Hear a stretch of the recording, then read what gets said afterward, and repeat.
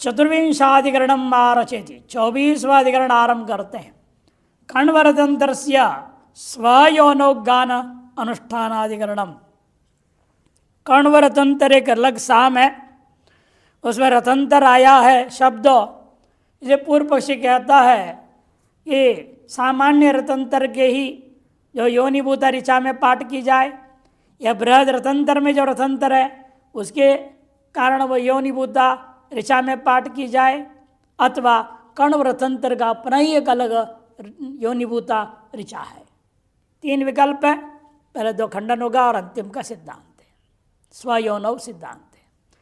बृहद रतंतरे स्वीय योनौ कण्व रथंतरम रथंतरस्यैव योनौ किं स्वयोनावताग्रिमः चोदकस्य विशेषेण द्वितीयो नाम साम्यतः अनंगत्वान्नातिदेशः स्वयोनौ पठितत्वतः। बृहद रथंतरे स्वीय योनौ दो है, एक बृहद साम एक रथंतर साम। उन दोनों का अपना अपना योनि, जिस ऋचा में साम को गान किया जाता है उस ऋचा को योनि कहते हैं, कारण आधार। उसी में कण्व रतंत्र जो है साम को गाना चाहिए उस ऋचा में, या रथंतर से व योनो रतंत्र मात्र सामान्य का जो योनिभूता ऋचा है उसमें कण्व रतंत्र को गाना चाहिए। किम स्वयोनो, अथवा कण्व रतंत्र का अपना ही कोई योनिभूता कारणभूता आधारभूता ऋचा है तो उसमें गाया जाए। पूर्व पक्ष अग्रिम, पहला पक्ष लो। चोदकस्य विशेषेण, अतिदेश सर्वसामान्य है, कोई नाम विशेष के साथ अतिदेश हो नहीं रहा, अतः पहला पक्ष लो। जो बृहद रतंत्र में जो रतंत्र है उसके ही योनि में गायन होना चाहिए। तो दूसरा कहते नहीं, नाम साम्यतः। द्वितीय पक्ष लो, रतंत्र साम का जो योनि उसी में गाओ, बृहद रतंत्र साम योनि में नहीं। क्यों? नाम सादृश्यता, सिद्धांत नहीं, यह अतिदेश होगा ही नहीं। अनंगत्वात् नातिदेश, ये अंग है नहीं, ऋचा का भी अंग नहीं होता है। साम का आधार जरूर है, साम गायन के लिए कोई ना कोई आधार चाहिए। ऋचि अद्युडगम साम गीयते, छांदोग्य परिषद में कहा, ऋचा में ही आरूढ़ होकर साम को गायन करना पड़ता है। अगर ऋचा को अलग से अंगत्व कथन नहीं है कि उसको आप अतिदेश करोगे, आप अनंगत्वात् नातिदेश। अतएव स्वयोनौ पठितत्वतः, उसके अपने कारण अलग से, अपने आधार अपने योनि ऋचा अलग से पठित है, जो उसी में ही उसके अपनी योनि में ही कंठ का कण्व रतंत्र का पाठ होगा। वैश्यस्तों में पृष्ठस्तोत्रे साम विशेषो विहितः। वैश्यस्तोम नामक याग है, उसके अंतर्गत पृष्ठ स्तोत्र होता है, उसमें साम विशेष का विधान करते हुए कहा कण्व रतंत्रम पृष्ठम भवति इति। कण्व रतंत्र साम से पृष्ठ स्तोत्र का पाठ करना चाहिए। प्रकृति में वही पृष्ठ स्तोत्र अलग साम से गाया जाता है। प्रकृतौ पृष्ठ स्तोत्रे बृहद रतंत्र सामनी विकल्पित। प्रकृति में पृष्ठ स्तोत्र में क्या किया? विकल्प कर दिया। बृहद साम से भी गा सकते हो, रतंत्र साम से भी गा सकते हो। त्वामिद्धि हवामहे दियम ऋक् बृहतो योनि। तामित्य हवाम इत्यादि जो ऋचा है वो बृहत साम का योनि है। अभित्वा शूर इति रतंत्र साम का योनि है। पुनः न सोम इति कण्व रतंत्र का अपना अलग योनि भी है। ये विषय वाक्य दिखा दी। यह विश्राम देते नहीं, विश्राम देना चाहिए। यहाँ भी विकल्प इति के बाद भवती इति के बाद सविश्राम होना चाहिए। कण्व रतंत्रम भवती इति विश्राम, विकल्पिते विश्राम। यहाँ पर भी सोमेति कण्व रतंत्रस्य विश्राम। अब आता है तत्र बृहद रतंत्र और अन्यतर सामनो योनौ कण्व रतंत्र गेयाम। बृहद साम या रतंत्र साम किसी भी एक साम का योनिभूता ऋचा में कण्व रतंत्र साम को गाना चाहिए। कुतः चोदक प्राप्ति और विशेष नियामक अभाव। प्रकृति से विकृति में अतिदेश से आ ही रहा है। जो अतिदेश से जो आ रहा है उसमें कोई नियम नहीं, इससे करना कि उससे करना है। चौदह प्राप्ति और विशेष नियामक न होने से एक पूर्व पक्ष हो गया। अथवा दूसरा पूर्व पक्ष रथंत्र से वही होना हो गया। व्रत और रथंत्र में से रथंत्र का ही योनि में गान होना चाहिए। कुतः रथंत्र से नाम साम्यस्य धर्मादिदेशार्थत्वेन। उसका नाम क्या था? कण्व रतंत्र। यह नाम क्या है? केवल रतंत्र। एतार सादृश्यता मात्र को लेकर के, नाम के सज को लेकर के धर्मादिदेश करने हेतु उपयोगी होगा, यही नियामक बन जाएगा। अतएव कण्व रतंत्र साम को रतंत्र साम का योनि में, रतंत्र साम का योनि कौन था? अवित्वासुर इत्यादि, उसमें गाना चाहिए। पूर्व पक्ष का दूसरा पूर्व पक्ष हुआ। नहीं तद्युक्ताम, सिद्धांत की उचित नहीं है। क्यों? बृहद रतंत्र सामनोर एव प्रकृतो अंगत्वेन विधानम न तो तद्योन्यो हो। बृहद साम और रतंत्र साम को प्रकृति में अंगत्वेन, या दूर छाप गया, अंगत्वे न अलग हो गया, तृतीया का एक वचन नहीं है। अंगत्वेन विधानम न तो तद्योन्यो हो, उनकी योनि को अंगत्व ने विधान किया ही नहीं है। और फिर भी आप मानोगे तो अंतिम पंक्ति यहाँ बीच में लाना है, गलत छप गया है, एक लाइन आ गया छप गया। तद्योन्यो के बाद में, विश्राम के बाद ये जोड़ अंतिम वाला, एवं सति श्रुतहानि अश्रुत कल्पनेना भविष्यता। यदि आप उनको भी अंगत्व स्वीकार करोगे, एवं स्थिति मने जिनको अंगत्व विधान नहीं किया उनको अंगत्व न मानोगे, तो श्रुत का त्याग और अश्रुति कल्पना रूपी महान दोष हो जाएगा। अतो नास्ति और देश प्राप्ति। इसलिए अब लौटिए, अतो नास्ति तयो मने बृहद रतंत्रो का जो योनि है उनका देश की प्राप्ति नहीं है। तस्मात्, इसलिए फिर कहाँ गाया जाए? किस योनि में, किस ऋचा में? तस्मात् स्वयोनो ज्ञेयमिति परिशिष्यत है। इसे परिशेष तो सिद्ध हो गया। जो कण्वरतंत्र है उसकी अपनी योनि जो बताया गया था, पुनाना सोम इत्यादि, उसी में गाना चाहिए। प्राप्तिश्च सामगानाम उत्तरा ग्रंथ पाठाद अवगंतव्या। लेकिन ये कण्वरतंत्र का योनि पुनाना सोम है, ये कैसे आपको पता चलेगा? अमुक साम का अमुक योनि है ऋचा, ये संबंध कौन जोड़ेगा? पहले बताए थे, उत्तरा नाम के अलग ग्रंथ है इसके लिए। सामगान में उत्तरा नाम का अलग ग्रंथ है, उस उत्तरा नाम के ग्रंथ में ये व्यवस्था दे दिया गया है, उसी से जानो कह दिया। प्राप्तिश्च सामगानाम, साम गाने वालों के द्वारा रचित जो उत्तरा नाम के ग्रंथ पाठाद, ग्रंथ में जो पाठ है उसकी से जानना चाहिए। पंचविंशाधिकरणम आरचति, 25वां अधिकरण आरंभ करते हैं। तस् स्व योन उत्तरयोर गानाधिकरणम, तस्य स्व योन उत्तरयोर गानाधिकरणम। यहाँ पूर्व पक्ष, संदेह और निर्णय सब पूर्वाधिकरण के अनुसार ही लेना पड़ेगा। यह उत्तर ऋचा, क्योंकि वहाँ 3 ऋचाएँ हैं इसलिए शंका हो रही है, तीनों ऋचाओं को रतंत्र कण्वरतंत्र का योनि मानी जाए या पहले वाले को मानकर बाकी को नहीं, ये सब विचार है, वो बता रहा है यहाँ। संदेह निर्णयो पूर्व व देवोत्तरयोर ऋचो योनित्याग समश्चिन्न ऋच शब्देन बाधनात्। संदेह वही है जो पूर्व पक्ष में लगा, बृहद रतंत्रों का योनियों में भी विवाह भी 3-3 ऋचाएँ होंगे, तो पहले ऋचा को आपने कहा नहीं कर सकते, आगे को 2 ऋचाओं में कर लो, उनको योनि मान लिया जाए। दोनों में से किसी का भी, या केवल रतंत्र का, अथवा इसके अपने तीनों में गाया जाए। इसे संदेह निर्णय पूर्वती है।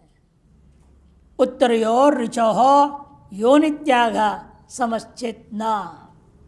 और यदि उत्तर जो है ऋचाओं का यदि आप त्याग कर दोगे प्रकृति के लाओगे दो ऋचाएँ बृहद रथांतर से, फिर तो क्या होगा, यहाँ का दो का त्याग करना पड़ जाएगा। विकृति में पठित का त्याग आपत्ति है, और जो बराबर है वहाँ का त्याग किया, पर अतिदेश को त्यागना पड़ेगा, या तो या प्रत्यक्ष पठित को त्याग नहीं, कोई एक को तो त्याग नहीं पड़ेगा ना। इसे ना ऐसा मत कहो। ऋच शब्देन बाधनात्, यहाँ विकृति आग में ऋच शब्द से अतिदेश को बात दिया है। देखो, एकम सामा ऋचे क्रियते, एकम सामा ऋचे क्रियत इति श्रुते है, ये श्रुति है।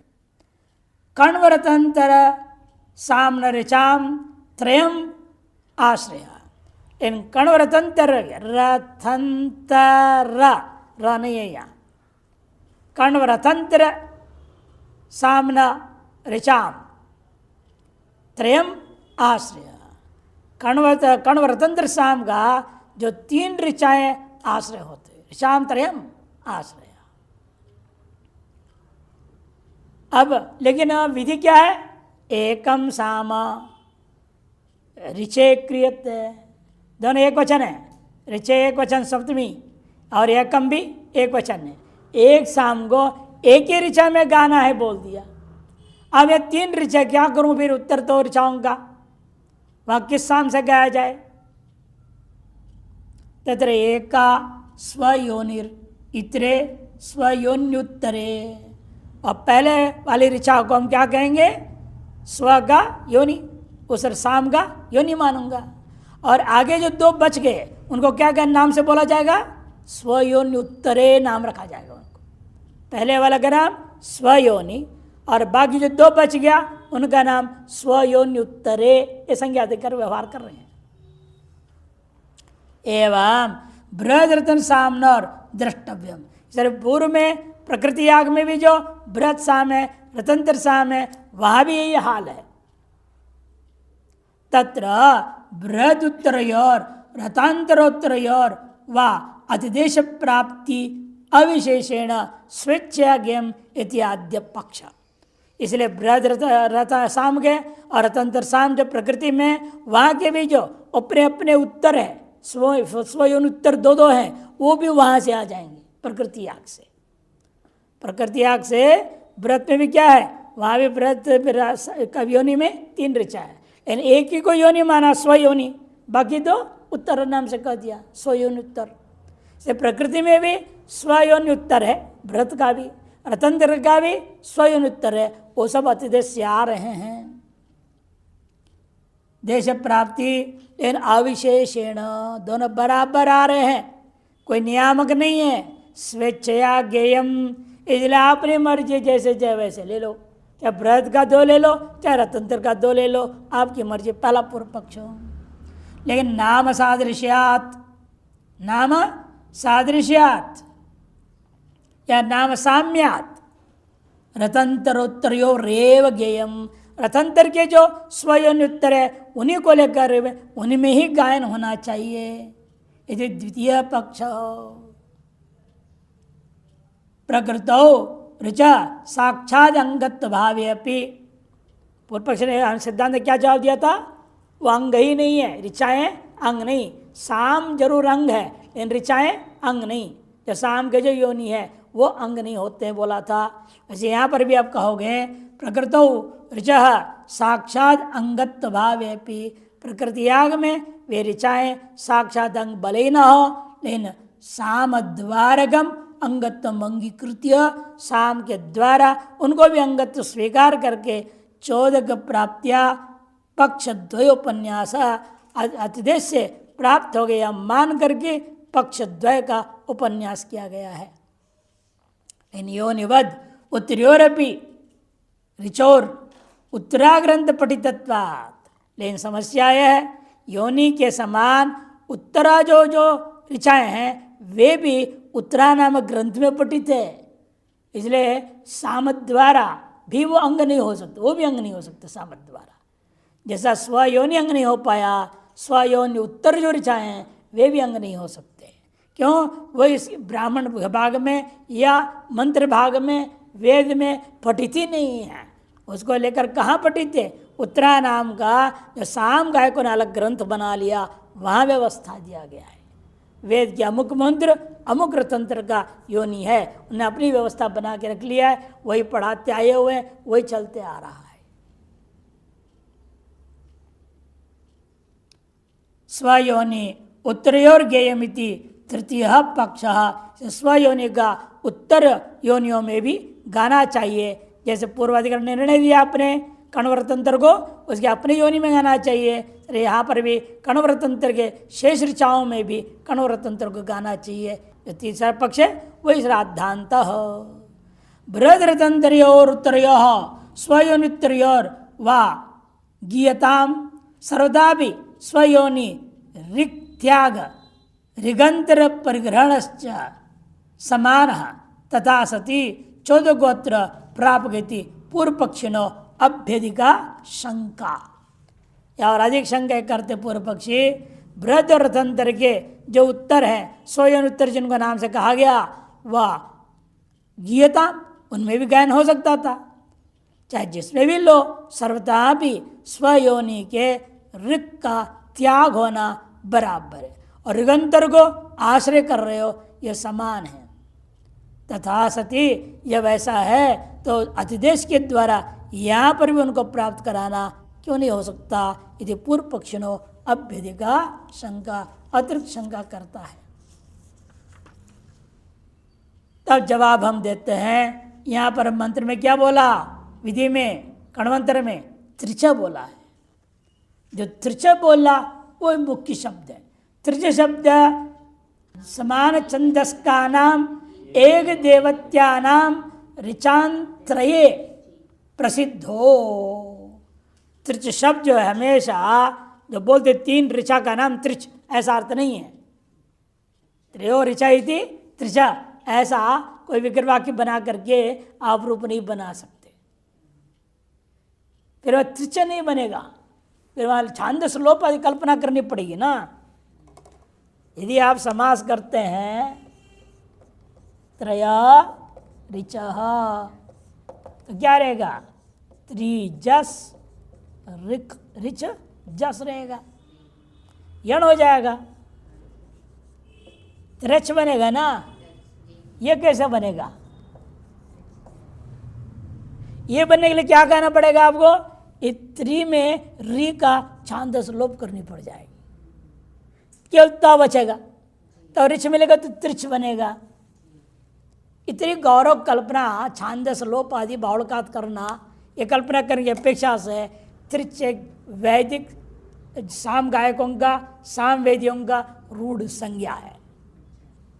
और संज्ञा का तात्पर्य किसमें? उसका संजी क्या है तो वो समझा रहे। उसका संजी जो है समान छंद वाले, एक देवता वाले ऋचात्रय का नाम रख दिया गया त्रिच। समान छंद वाले हो, समान ऋचा व देवता वाले हो, ऐसे जो 3 ऋचाएं हैं उनका नाम है त्रिच। यदि प्रसिद्ध हो अतस अवग्र चिन्ह प्रसिद्धो अतस त्रिच श्रुत्या, त्रिच ये साक्षात श्रुति प्रमाण है। अतएव प्रत्यक्षतया, प्रत्यक्षतया श्रुत्या 14 के प्राप्त से बाधा, अतिथि से प्राप्त को बाध कर दिया जाएगा। इति राधांताशय, ये सिद्धांत का आशय। षड्विंशाधिकरण मार्चेति 26वां अधिकरण आरंभ होता है। अग्निस्तुति स्तुत शस्त्राणाम, अग्निस्तुति स्तुत शस्त्राणाम अविकाराधिकरणमिति। अग्निस्तुत नामक याग में एक याग है, उसमें स्तुत और शस्त्रों में विकार करके गाया जाए या नहीं? पूर्व पक्षी कहता है विकार करना चाहिए, प्रकृति में जैसे है वैसे यहाँ भी करो। सिद्धांत नहीं होगा विकार। आग्नेयेषु गृहेषु हो नास्ति वा स्तुत शस्त्रयो संस्कारत्वाद अस्तिमैव मर्त कर्मत्व निश्चयात्। अग्निष्टुत नामक याग में जो आग्नेय ग्रह पात्र संबंधी जो मंत्र है वहाँ पर ऊ विकार बने ऊ करना, ऊ विकार का मतलब यही है ना, यहाँ पर हम बदल देंगे, कहीं विभक्ति बदल गया, कहीं प्रकृति बदल दिया, वह आग्नेय है यहाँ पर सूर्याय कर दिया आपने, ऐसे विकार कहा जाता है। तो विकार माने वो होना चाहिए, नास्ति वा या नहीं, किसमें कह रहे हो? अग्निदेव आग्नेय संबंधी स्तुत और शस्त्र में। आग्नेयेषु स्तुत शस्त्रयो ग्रहेषु ओहो नास्ति, वो अस्ति वा नास्ति वा। आग्नेय ग्रह पात्र के संबंधी स्तुत शस्त्र में वो करना चाहिए या नहीं करना चाहिए। पूर्व पश्चिम संस्कार कर्म है, संस्कारत्वाद अस्ति, वो करना चाहिए। सिद्धांत मैवाम ऐसे मत कहो, क्योंकि अर्थ कर्मत्व निश्चयात, अर्थक कर्म है। कर्म दो प्रकार के ना, आराधोपकारक सन्निपत्योपकार कहा जाता। दूसरा नाम क्या है? मुख्य कर्म अर्थ कर्म, ये भी संज्ञा वहाँ पर। और मुख्य कर्म के दूसरा नाम प्रधान कर्म भी कहा जाता है। इस संज्ञा अंगों का अलग अलग व्यवस्था दिया गया है। अर्थ संग्रह में सब आया हुआ है। अग्निष्ठुदाज्ञ एक है श्रूयते, अग्निष्ठुत नामक एक कहा में यह सुनने को मिलता है। आग्नेया ग्रहा भवन्ति इति तेषु चौदक प्राप्त्योर नाना देवय सुतशस्त्रियो संस्कार कर्मत्व भ्रमेण अस्ति इति वदन्तः। अतिदेश से प्राप्त विभिन्न विभिन्न देवताओं के स्तुत और शस्त्र, कि वहाँ प्रकृति आग में क्या है? 16 अलग अलग ग्रह पात्र है, और अलग अलग ग्रह पात्रों का अलग अलग देवता है, उनके मंत्र भी अलग अलग है। और यहाँ पर जितने ग्रह पात्र सबके सब अग्नि देवता एक ही देवता है। जब वहाँ से सबको लाओगे मंत्रों को, वहाँ जो जो देवता सबको त्यागना पड़ेगा, वो करके सभी में अग्नि देवता को जोड़ना पड़ेगा। पूर्व पक्षी कहता है संस्कार कर्म है इसलिए करो, लेकिन संस्कार कर्मत्व इसकी भ्रांति है। संस्कार किसका होता है? उपयुक्त या उपयोक्षमान का। यहां कैसे उसको करोगे संस्कार कर्म? इस संस्कार कर्मत्व भ्रमेण पूर्व पक्ष कहता है अस्त्युइति वदन्तः, कहता हुआ पूर्व पक्ष को सिद्धांत कहते नहीं प्रत्येतद उत्तरम द्वितीय अध्याय तयोर अर्थ कर्मत्व से निर्णीतत्वात्। उसका जवाब यानी द्वितीय अध्याय में हम निर्णय दे चुके हैं। एतद उत्तरम, ये जो इसका इसके लिए जवाब है तो वो द्वितीय अध्याय में निर्णय हो गया। क्यों? ये अर्थ कर्म है, संस्कार कर्म नहीं है। यह बात हम द्वितीय अध्याय में ही निर्णय कर चुके हैं। अतएव नास्ति वो नहीं किया जा सकता है। सप्तविंशाधिकरणम आरचयति, प्रषदाज्याधिकरणम, प्रषद आज्याधिकरणम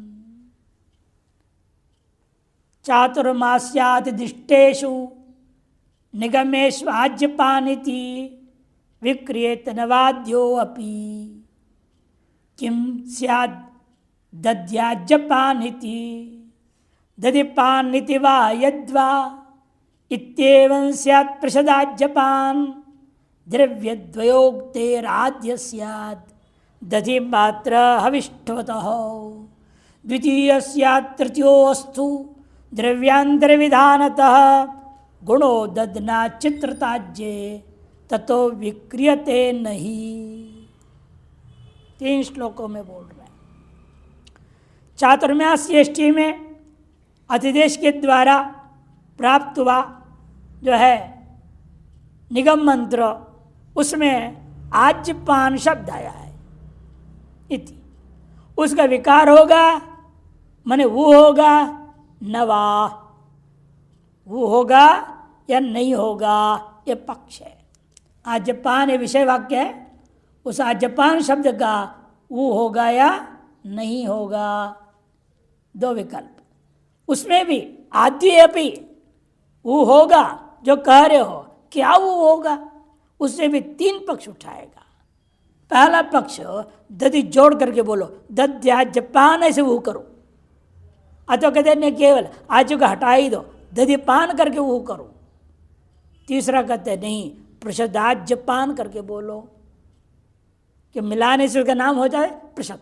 घी में कुछ भी मिला दो उसका नाम प्रषदाज्य हो जाता है। दही मिला दिया, दूध मिला दिया, यागों में अलग अलग प्रक्रिया है, उसका नाम प्रषदाज्य हो जाता है। इसे प्रषदाज्यपान करके अब वो करो तो सिद्धांत ये नहीं, वो होना ही नहीं। पहले पूर्व पक्ष तीनों पक्षों का अपना अलग अलग हेतु दे रहा है। देखिए, द्रव्य द्वयोक्तेर आद्य स्यात्, दो द्रव्य का वहां पर कथन हो गया है मिश्रण करने के लिए, अतएव उन दोनों का नाम लेना चाहिए। दध्याज्यपान को, जो दही है और घी है, दो है, से दो द्रव्य होने के नाते दोनों का नाम लेना चाहिए। अच्छा, केवल जो प्रकृति में आज्यपान था उसमें दही जोड़ के दध्याज्यपान करके पाठ करना चाहिए। दूसरे तो नहीं, दधि मात्र अविष्टवतः, अरे दही मात्र अभी है, आज्य अविष नहीं है यहाँ, इसलिए दधिपान इतना ही पाठ करो, दधिपान इतना ही पाठ करो, ये कहता है। यदि द्वितीय पक्ष से आता। तृतीय अस्तु, तृतीय कहते हैं नहीं, द्रव्यांतर विधान, द्रव्यांतर का विधान है, अलग ही द्रव्य, प्रषदाज्य नाम से अलग ही नाम रख दिया गया है। द्रव्यांतर के विधान होने से प्रषदाज्यपान ऐसा पाठ होना चाहिए। सिद्धांत नहीं, ये दही गुण है, गुणो ददना चित्रता आज्य, आज्य में चित्रता, चित्रता माने मिलावटपन, अन्य चीजें मिला हुआ, चित्र हो गया, विचित्र हो गया, मिला हुआ है। चित्रत्व लाने के लिए दही गुण मात्र है, वहां दही का विधि है ही नहीं यहां पर। ततो विक्रियते नहीं, इसलिए विना वो किए जैसे तब वैसे ही पाठ करो, आज्यपान ही पाठ होगा। चातुर्मासेषु चोदकेन, यहां भी दूर छाप दिया, एक मिला दो, चोदकेन आवाहन स्वाहाकार अयाट जोषण निगमाः, इन चार प्रकार के युक्त मंत्र को निगमा मंत्र, वो मंत्रों का अधिष्ठा, अधिष्ठ से जो प्रकृति से आ रहा है उसका स्वरूप क्या था? तत्र आज्यप शब्द प्रयुक्त, वह आज्यप शब्द प्रयुक्त हुआ है। देवान आज्यपान आवह, स्वाहा देवान आज्यपान, अयाट देवान आज्यपान, आप्रिया धामनी देवा आज्यपा आज्यम अजुषंत इति। यहाँ तक मंत्र विश्राम देना चाहिए। स्वयं आज्यप शब्द विक्रियते नवायत संशय, वह यह जो आज्यप शब्द बार बार प्रयोग हुआ है, इन जो आवाहन मंत्र इसमें है, इसमें स्वाहाकार मंत्र भी है, इसमें अयाड़ मंत्र भी है, इस मंत्र में जोषण अजुषंत करके जोषण भी है, जिसे प्रीति से बने हो। यह विकार होना चाहिए नहीं होना चाहिए, विकल्प उठा।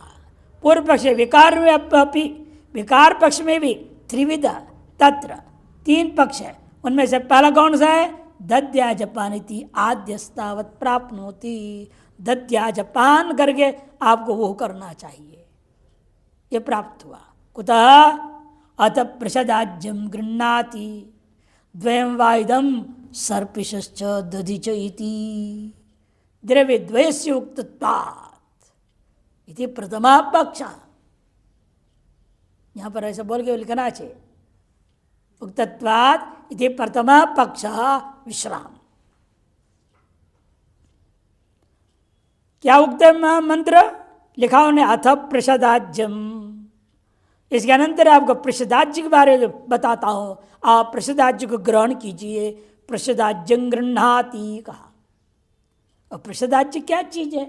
कोई पूछेगा, अरे घी तो मैं जानता हूं, प्रषद के क्या होता है? तब कहा द्वयं वा इदं सर्पिश्च दधिच इति, दो द्रव्य वाला मिला करके जब प्रयोग करोगे, कौन से दो द्रव्य? दही और घी, उसका नाम प्रषद हो जाता है। द्रव्य द्वय से उक्तत्व इति प्रथमा पक्ष। द्वितीय पक्ष क्या है फिर? आज्यस्य उपस्तरणाभिघारणार्थत्वेन, आज ही वास्तव में उपस्तरण और अभिघारण आदि के लिए उपयोगी होने से हविशेषत्वात् हविशेष अतएव हविष्टम नास्ति इति दधि एव हवि, इसलिए उसमें हविष्टु नहीं रह गया, वो दूसरे हविशेष है वो, और यहाँ दधि है, केवल हवि है। यदि दधि एव हवि तो दधि पान इति द्वितीय पक्ष, दधि पान इतना ही पाठ होना चाहिए। इति द्वितीय पक्ष।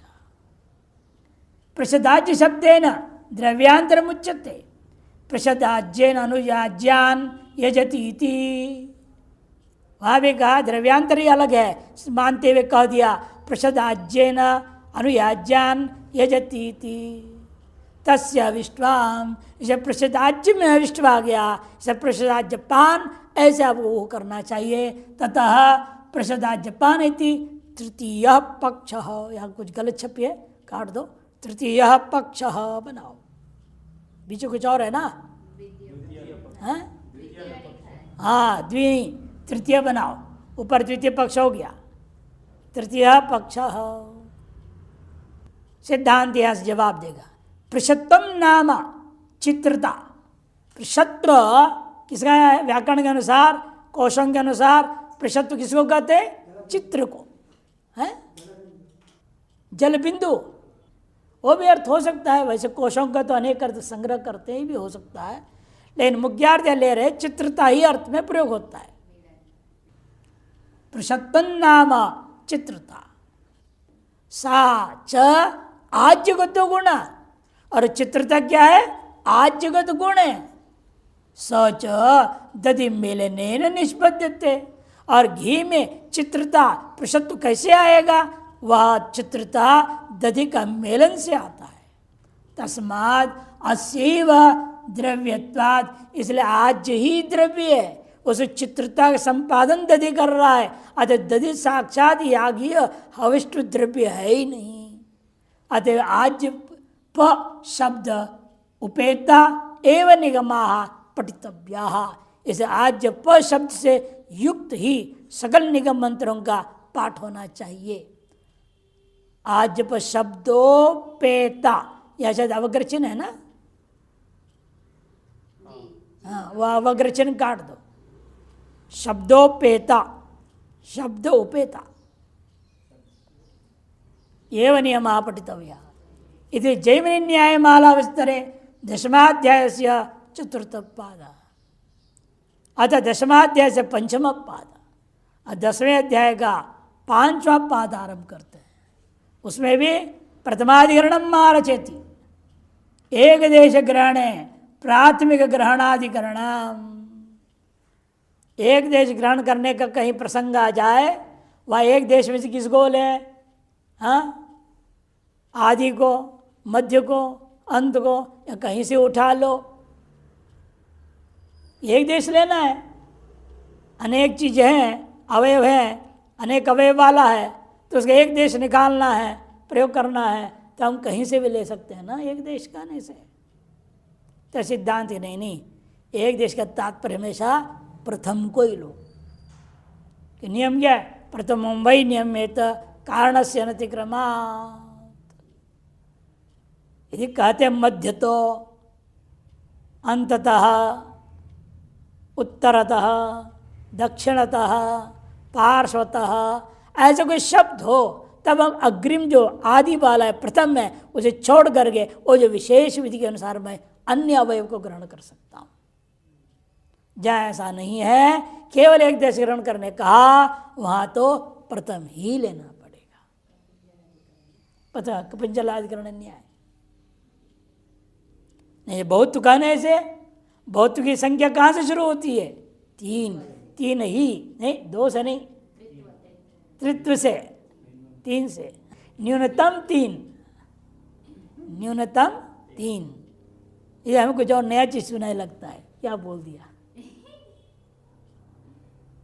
न्यूनतम 3 माना गया, कि 3 से शुरू होता है ना, बहुत तो शुरू होता है 3 से। अच्छा, जो प्रथम है वो 3 है, वहीं रुको जब तक कोई अलग विधि से अलग संख्या का विधान नहीं किया गया। इसे यहां पर भी जब तक अलग कोई देश पूर्व, उत्तर, मध्य, अंत आदि शब्द प्रयोग नहीं है, तो एक देश कहने से प्रथम देश को ही लेना है, प्रथम अवयव को ही लेना है। प्राकृतानाम गद्देशे कोऽपि स्यादाद्य एव वा अविशेषेण कोऽप्याद्यः पूर्वेणास्यैव बोधनात्। प्राकृतानाम आग्नेयम अष्टाकपालम इत्यादि अष्ट संख्या का जो है कपाल आदि का विधान किया गया है। विकृति में द्यावा पृथ्व्यम एक कपालम कह दिया। अब द्यावा पृथ्व्यम एक कपालम जो कहा, या तो एक कपाल एक देश है ना, 8 में से 8 का एक देश एक होता है, और 8 में से किसी को भी तो एक ले सकता हूं, एक लेना है ना 8 में से, पहला ही लूं ये कोई जरूरी नहीं। ये तो नारद जी ने घुमा दिया कंस को, नारद जी ने कंस को ही तो घुमाया। नारद ने, कंस ने सोचा 8वां बच्चा मेरे को मारने वाला है, मैं 8वें को ही मारूंगा, 7 को जीने दो। इसे पहले वाले जन्म लेने के बाद श्री ये सोच के निर्णय लिया हम नहीं मारेंगे इसको, इसे आगे 7 तक नहीं मारूंगा, 8वें को ही मैं मारूंगा। नारद जाय रे मोर के पहला वाला भी 8वां हो सकता है, दूसरा वाला भी 8वां हो सकता है, तीसरे वाला भी 8वां हो सकता है, कोई भी 8वां हो सकता है। कंस बोलता है हमें मूर्ख बना रहे हो, ऐसे कैसे हो जाएगा, कोई भी 8वां कोई भी कैसे हो सकता है। कहते सुनो 8 आदमी को गोल चक्कर में खड़ा कर दे, खड़ा कर दिया। अब यहाँ से गिनो, इसका नाम क्या है, देवदत्ता। यहाँ से गिनो, गिनते गिनते इधर आ गए, ये 8वां हो गया। अब इसी से गिनो, यज्ञ दत्त था, अब यज्ञ से गिना दिया, अब उल्टा गिनो, देवदत्त में 8वां आ गया। अब देवदत्त भी 8 हो सकता है, यज्ञ दत्त भी 8 हो सकता है। यूं गिनूंगा तो इधर आएगा, यूं गिनूंगा तो इधर आएगा, उधर से गिनूंगा तो उधर जाएगा, उधर से गिनूंगा तो इधर आएगा। इधर सारे 8वें हो गए, तो सबको मारना शुरू कर दिया। पाप का घड़ा नहीं तो कैसे भरेगा, पाप कराया। तुम्हारे जो है तुम्हारा भला इसी में, तुम पाप और करो, तुम्हारे पाप की घड़ा भरेगी तब भगवान तुम्हारा कल्याण करेंगे। किसी का पुण्य का घड़ा भरता है तो भगवान कल्याण करते हैं, किसी का पाप का घड़ा भरता है तो भगवान कल्याण करते हैं। विचित्र लीला है भगवान की। कोई शत्रु भाव से देखो उपासना किया भगवान को, 24 घंटा शत्रु भाव से देखा, उसे कल्याण हो गया। कोई पितृभाव से, कोई पुत्र भाव से, कोई पति भाव से, आप स्वामी भाव से कर रहे हैं, तुम स्वामी मैं खलु कामी बोलते हैं, आरती में बोलते हैं ना। यहाँ वो बोल रहे हैं वहां 8 है, 8 में से किसी एक को लेना है यहाँ पर, तो कहीं से भी ले लो, पूर्व पक्ष कहेगा अविशेषेण। अरे एक देश लेना है तो एक लेना है, तो अविशेष कोई सामान्य है, कहीं से भी उठा लेंगे हम। कोपी इत्याद्य पक्ष, पूर्व पक्ष। सिद्धांत नहीं, पूर्वेण अस्यैव बोधनात्, पूर्व के द्वारा मैंने प्रथम के द्वारा उसी का बोध करा दिया जाए। जब आप गिनोगे उत्तर अन्य भागों को एक देश तब समझेगा ना, पहले किस एक को तो एक देश समझोगे। जिस प्रथम को आपने एक देश समझा, उसको छोड़ के आगे के एक देशों में आप कैसे जाओगे, बिना कोई कारण का नहीं जा सकते आप। अतः प्रथम को ही पकड़ो, सिद्धांत कहेगा। प्रकृतौ आग्नेयम अष्टकपालमिति अष्ट संख्याकानि कपालानि विहितानि। आग्नेयम अष्टकपालम इत्यादि विधि वाक्य में 8 कपालों का संख्या का वर्णन किया गया, विधान किया गया।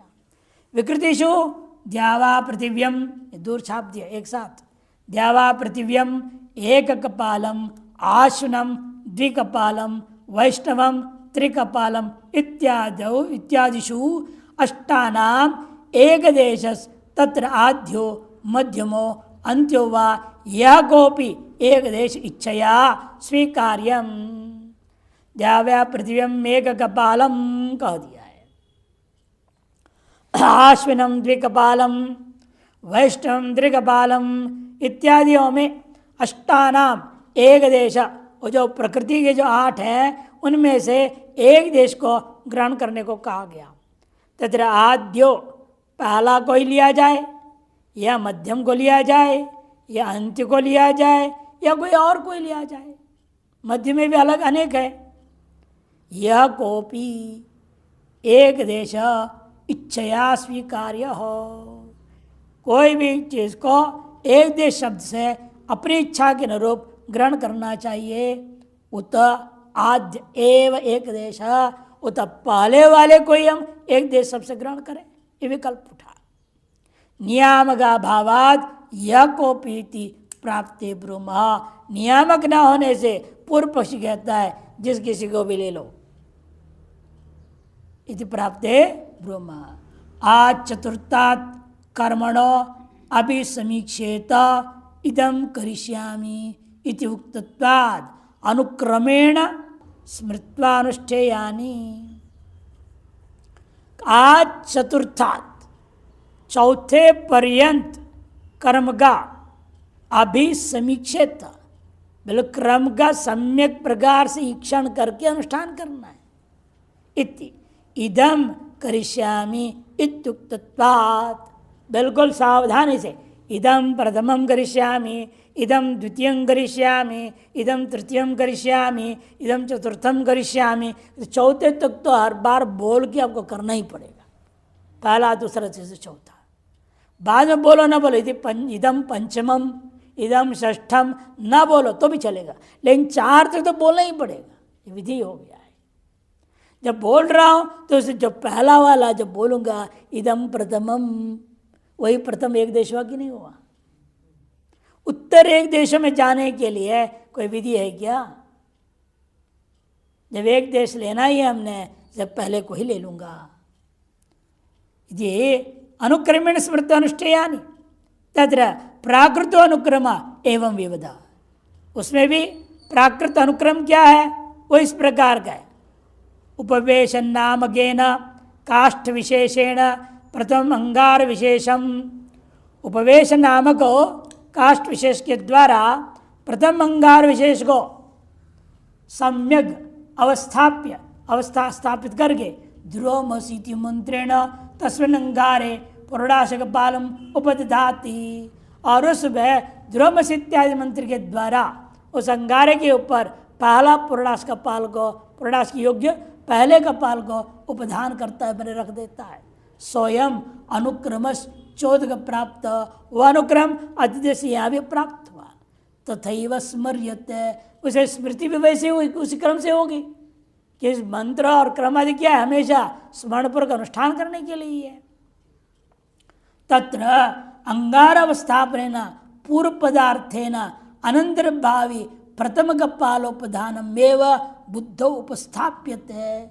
स्मृति के वजह से प्रथम अंगार की अवस्थापना करते ही बराबर पूर्व पदार्थ के अनुसार अनंतर भावी जो प्रथम कपाल है वही उपधान करने के लिए बुद्धि में उपस्थित हो जाता है। न च द्वितीयम तृतीयम चतुर्थम वा, न च प्रथम द्वितीय और विशेष भाव। ये भी मत को प्रथम और द्वितीय में कोई अंतर नहीं है। अरे कोई भी चीज का प्रथम, कोई चीज को द्वितीय कह लो, क्या फर्क पड़ता है? ऐसा मत को। सत्यवम क्रम नियम प्रतीत परित्याग, यदि ऐसा मान लोगे तो जो क्रम का नियम जो पहले प्रतीत हुआ था उसका परित्याग करना हो जाएगा, और अप्रतीत को स्वीकार ही हो। अयुक्तत्वात् अप्रतीत को स्वीकार कर लिया आपने। अतएव आद्य एव एक देश स्वीकार्य, प्रथम इदम प्रथमम करके जो आपने ग्रहण किया था, आद्यत्व ने ग्रहण किया जो, उसी को एक देश शब्द के द्वारा पहले को ही ग्रहण करना पड़ेगा। अवशिष्टस्तु प्रयोजनाभावाद लुप्यते, जब बाकी है प्रयोजनाभाव से अपने आप लुप्त हो जाएगा। एकाम सामिधेनीम अन्वाह इत्यस्मिन् पंचदशम सामिधेनी एक देश है कि एकाम सामिधीम अन्वाह, ऐसे अपना सामधेन में भी देख लो, 15 में से पहले उनको एकाम बोल रहा हूं। आविधेनी एक देश है, द्विरात्र त्रिरात्रादिषु द्वादशाक एक देशेषु च, इसे द्विरात्र त्रिरात्रादियों में भी द्वादश रात्र में क्या होता है? प्रथम रात्र को मालूम है, ये प्रथम है, द्वितीय तृतीय है। एक देशेषु च, उन सभीयों में भी अयम एवं न्यायो योज्य, यही न्याय को उनमें भी लागू करना चाहिए।